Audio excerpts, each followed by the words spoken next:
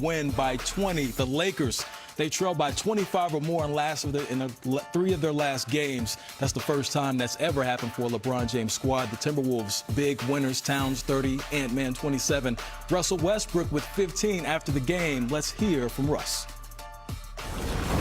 Hey, Russ, Frank said he felt like the energy and effort was a little better than the previous couple games in the first quarter, but the shots just continued not to fall. How can that change other than the simple, obvious thing, right? Shots could go in, but is there something that you guys can do to get those perimeter shots going early in these games that hasn't happened? No, just keep shooting. Simple as that. Was there anything else you noticed in that first quarter? Or was the shot making or missing the biggest part of it? No, we came with the right mindset. Just missed some shots.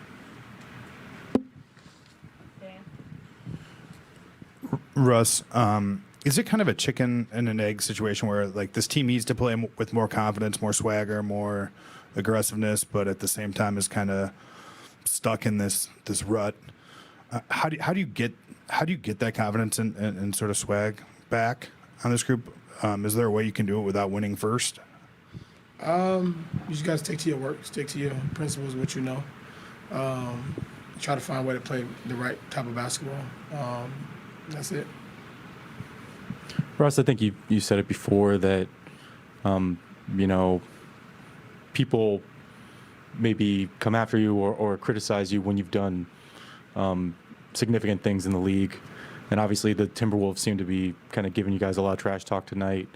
How do you kind of handle that and how does it seem particularly notable tonight compared to other games? I honestly don't pay no mind to it. Maybe the other guys they weren't talking to me. So they were talking to individual guys particularly, but the trash talking doesn't bother me none. Nobody over there has done anything that in this league that, make me put my eyes up like, oh, they're talking mess, let me respond. No. So it's fine. They're good. They won a game. Happy for them. Move on to the next one. That's that. More questions for Russ? Any other follow-up? Yeah. Russ, understanding that you guys as a group have accomplished, obviously, and individuals have accomplished more than them, but does something like that it doesn't get a rise out of you, but like, should it get a rise out of a team that's struggling the way that you guys are, or can it? Individually, you got to ask each individual and see how everybody's wired a little differently, so I can't really speak for everybody else, kind of if that gets them a rise or not, but so I don't know. Should this team be playing angry right now? Angry? We should compete. Angry is it's a strong word to say. I wouldn't say that. I would just say we need to compete, and when you compete, everything else will kind of take care of itself along the way. Any more questions for Russ? Thank you. Thanks, Russ. Thank you. Yes. Appreciate you. Can I take a picture of your outfit? I'd like absolutely love it. So we'll see Russell Westbrook there after the Lakers take the loss to the Minnesota Timberwolves. Booze, you heard Russ there. Your immediate reaction is? First of all, I'm a big Russ fan, but my thing with this Lakers team is they don't defend. They don't stop anybody. They don't got nobody dive on a loose ball. They got nobody doing the dirty work. When you have a championship team, you have a team full of guys that are stars, and you have a team full of guys that can do the dirty work. They don't have the dirty work guys out there. They're missing Anthony Davis. I just feel like this team doesn't play good defense, and that's why they're losing so much this season. And we've seen last season they were number 1 in defense. This season, 16th of 30. That's not what you want to have on your resume. That doesn't equal a championship, Coach. Championship, man. They just hoping to get the play-in. Think about this. The Lakers, what the Lakers players have to understand, you still are the Los Angeles Lakers. That name on the front of your jersey. And people remember all the whippings the Lakers have put on teams. And it's not this group, but you're a part of history. It's like when you play the Celtics. I don't care what their record is. You want to beat them. The Lakers can have one win. You beat the Lakers, you celebrate because of who the Lakers are. And there are certain franchises that you play for that you have to understand that every night there's a target on your back, that you're going to get the other team's best. And if you're not ready to step up and meet that challenge, you shouldn't put that uniform on, because it's more pressure playing for the Lakers, the Celtics, the Bulls, and the Spurs, because of the championships and what they meant to the league. No question, the marquee franchises in the league. We know them all very well, as you mentioned, the Lakers, the Spurs, and the Celtics. Hey, they all have a number of championships. So I have to ask this question. I'm being boozed, and we just took a look at the standings. In fact, let's throw those standings back up there again just to break it all down, because we know the Lakers are in that play-in spot right now in ninth. We see that it's very, very small chance they could catch the Clippers. However, they could get caught by the Pelicans. Booze, what is this Los Angeles Lakers team ceiling once they get into the play-in?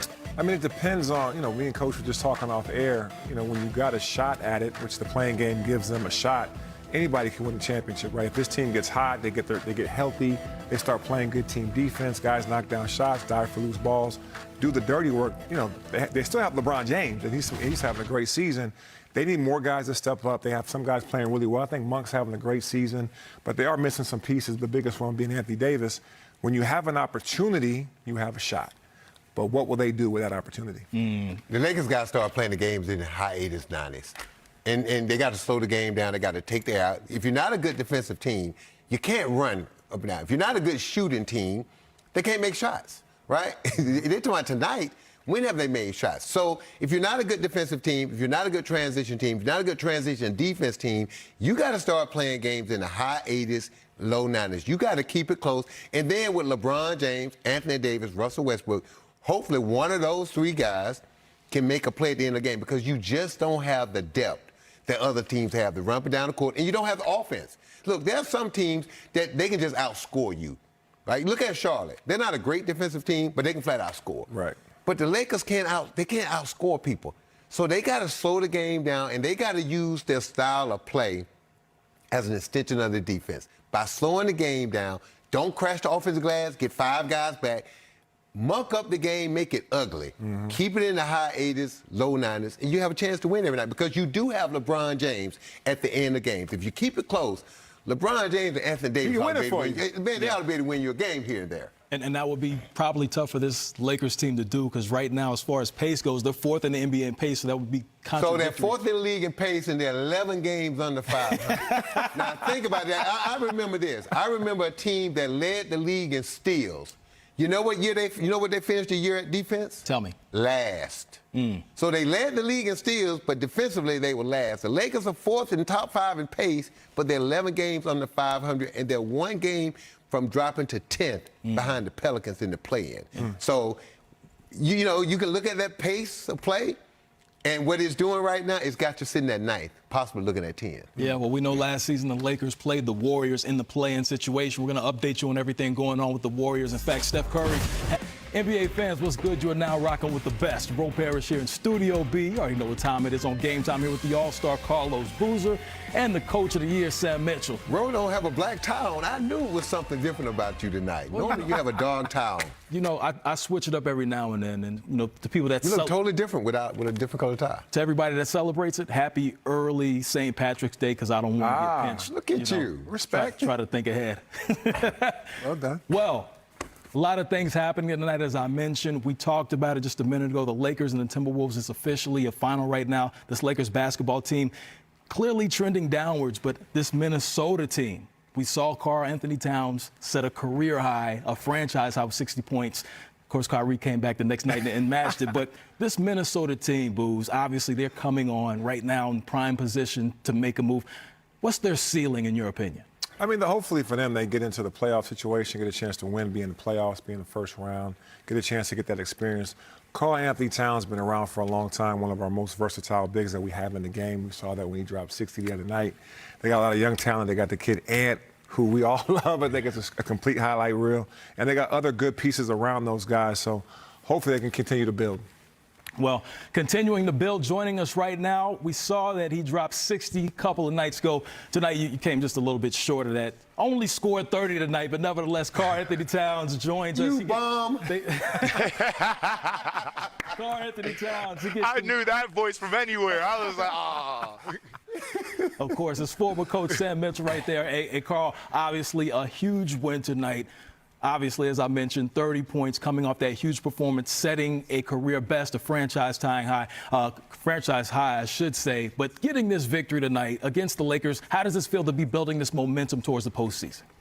I mean, it's great. You know, this is what we're fighting for. We're fighting for the playoffs. So, you know, we got a tough stretch of games coming up. You know, we got a lot of great opponents. And if we want to be in the playoffs and make what we say, the 6th seed, 5th seed, 4th seed, whatever the case may be, we got to play at the top of our game. So it requires me to be at my top, too.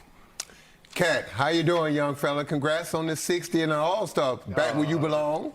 I appreciate you, Coach. Thank you, Coach. Cat, what's been the difference? I've watched you play this year, and look, it's been documented what you've been through in the past couple of years with COVID, the injuries, the loss that you've had. But this year, this team has taken a whole different level. It seems like you're happy now. What's been the difference? You guys are playing offense, you guys are playing defense, you guys are sharing the ball. You're like a family, a band of brothers. What's been the difference this year as compared to other years where you guys are winning and you look like you know that you're going to win most nights when you walk on the floor? Yeah, I think, you know, I think you hit on it. I haven't had this joy of playing basketball since you were my coach.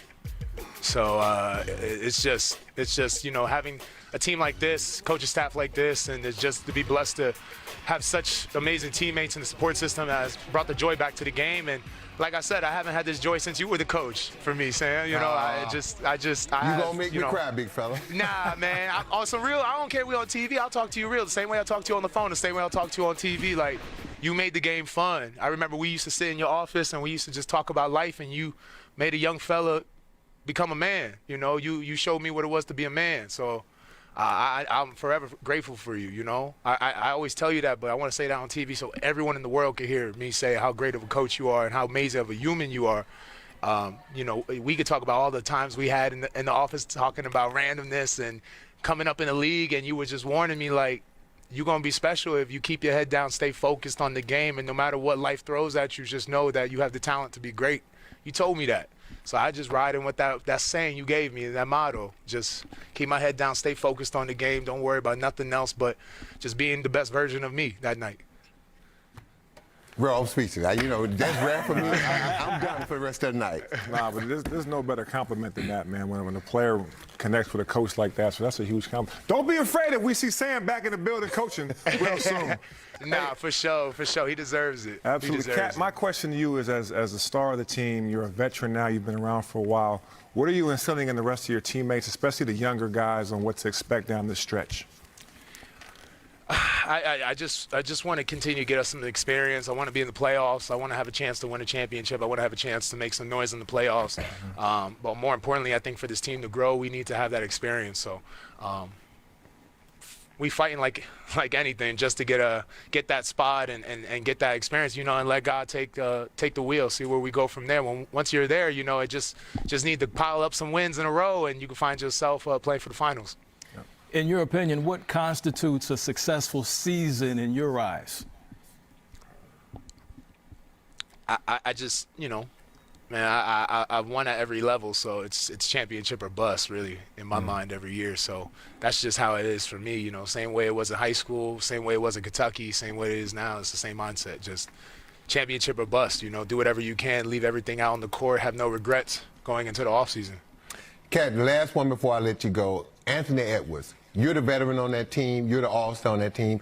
How has it been to share the spotlight with such a young, talented, gracious young man? You guys have seemed to be forming just a dynamic duo. How has it been seeing this young man? You've been where he's been, the #1 pick, all the pressure, the growth, the development. How have you been able to help him with your experience being a former #1 pick?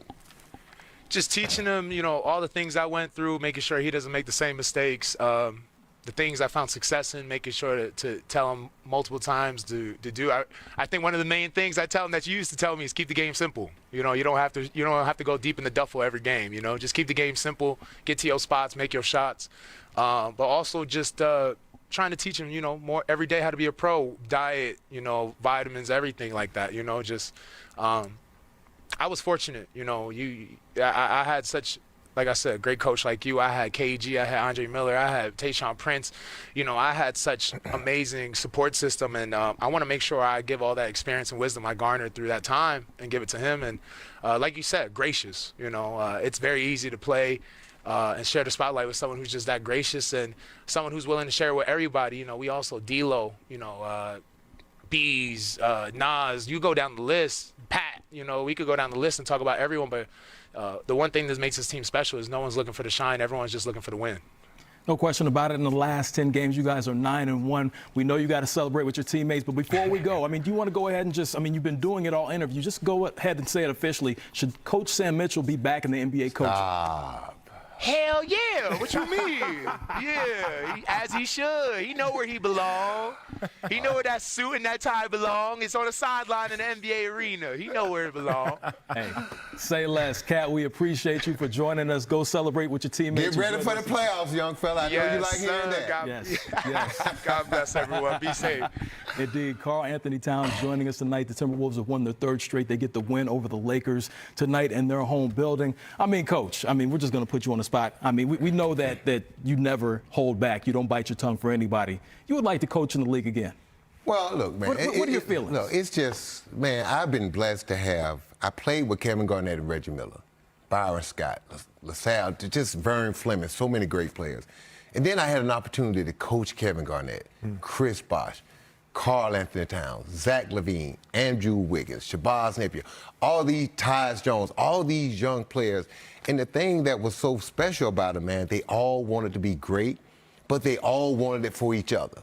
And the thing about them, man, you could coach them hard, Booze, you could get on them and push them, and they understood it's because you cared about them, right? It was never that negative confrontation. It was always about trying to help them get better. And I would always sit down with the young guys before the season. What are your goals? Give me your individual goals. And then let's see how we can match them up with the team goals so that you and we can get to where we want to go together. Because you know this, Booze, it's a business. It is. So you fooling yourself if you think players, coaches, organizations don't all have different agendas, but at the same time, they all have one common agenda: to win and to compete for a championship. And you got to get everybody on the same page. But those young guys, Karl Anthony Towns, hey, man, I've been fortunate. Kevin Garnett, Chris Bosh, Karl Anthony Towns, as far as big men, being the leader of a team, they made coaching easy. Yes, indeed, and you made coaching look easy, too. I can only speak for myself. That's why you were the coach of the year. And, hey, we got to give this man Long time ago. flowers. We need this man back in the league, patrolling the sideline, just like Karl Anthony Towns said. Two former players that are now coaches.